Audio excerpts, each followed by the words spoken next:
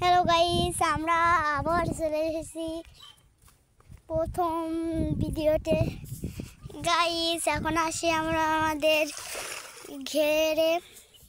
এখন দাদা জালটা ফেললো, দেখা যাক কি মাছ পড়ে। গাইস, আপনারা অপেক্ষা করুন, দাদা কিন্তু জালটা তুলছে। দেখুন গাইস কি মাছ পড়ে। এখন মাছ যদি পড়ে তাহলে লাইক করবেন। অবশ্যই মাছ পড়বে, বড় মাছ ধারণা করা যাচ্ছে। ও একটা পাশি মাছ পড়েছে।